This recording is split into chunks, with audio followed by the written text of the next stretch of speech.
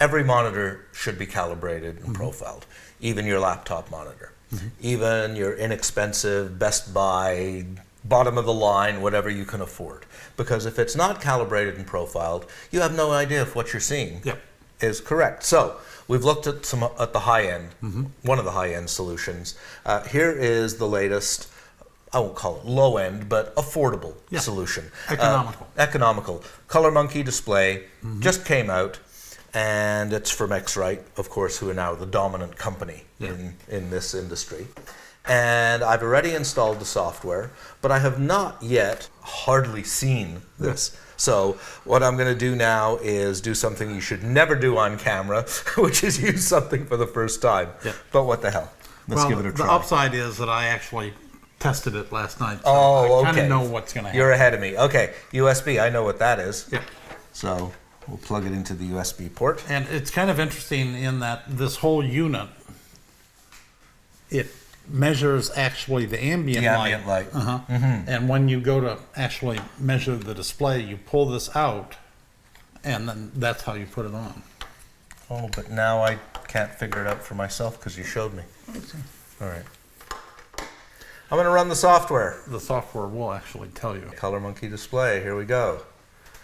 Register your software. I'm not going to register right now. Register later. Profile my display. Okay, so it does projectors as well as screens.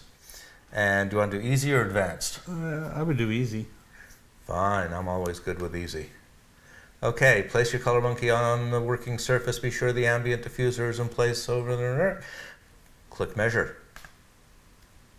So now I'm going to get a display that is calibrated for when we have the filming lights on. Yes, and you can see it's 556 lux. Pretty it's bright. Very bright. Yeah. Okay. I won't ask Chris to turn off the lights because then you won't be able to see what we're doing. A series of color patches will now be measured. Ambient diffuser is covering the lens. Please rotate. And the software noticed it. Place the ColorMunki here. And this little thing is a weight, right? Yeah. Counterweight. Okay.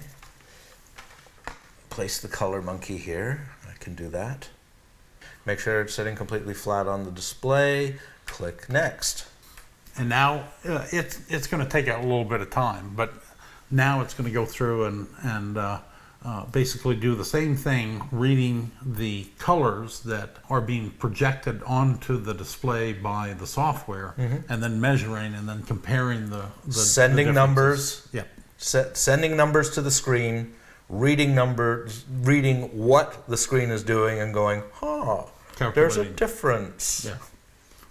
Okay, so first it does luminance values, and then I'm sure it'll do colors. Colors afterwards. Okay, so we'll just sit here and. The thing that I'll point out with these laptop displays, they start out at 8-bit, barely, and by the time you add the white balance and the gamma correction, you actually kind of are less than 8-bit per channel in the video card lookup tables. So that's one of the things you'll have to deal with. You may actually see potential banding in the deep shadows. Won't be very obvious, but the question is the banding in the image or is the banding in the display? Right. And that's one of the downsides of working in 8-bit.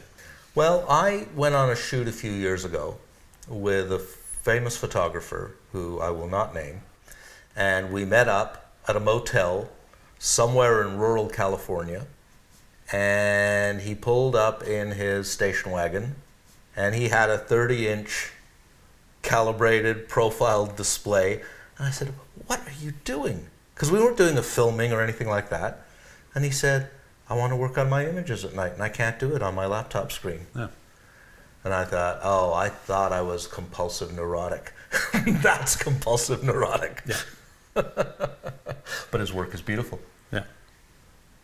Approximately 5 minutes remaining. Okay, well, that's nice that it tells you. Yeah. It reminds you that you have enough time to run upstairs and get another coffee. So, Michael, did you have your coffee? I did. It was very good, and this is now done. Okay. So I'm going to take that off. Now, it's given a name to this profile. I think I'm going to call it studiofilmingprofile.icc. Okay, color capabilities may change over time. For this reason, blah, blah, blah. Remind me to reprofile every 4 weeks. Next. See it change? Mm-hmm. So before? Before and after. After. Oh yeah. Was very blue. Now it's not so blue. Mm-hmm. And they even give you different images. How about, see what black and white looks like. Nice. I like it. Okay, next. Enable ambient light monitoring and check every 5 minutes. Oh, that is very cool. Yes. That's way cool. What it does require is that you keep it connected and set. Because it will actually of course, because there's no other way of knowing. Yeah. Mm-hmm. I'm not going to do that. So I would suggest not doing it for this purpose. Right, so I'm going to turn that off. Yeah. But that's very cool. Mm-hmm. Don't know when I'd use it, but it's very cool. Finish. Done. That's it. Profile has been applied.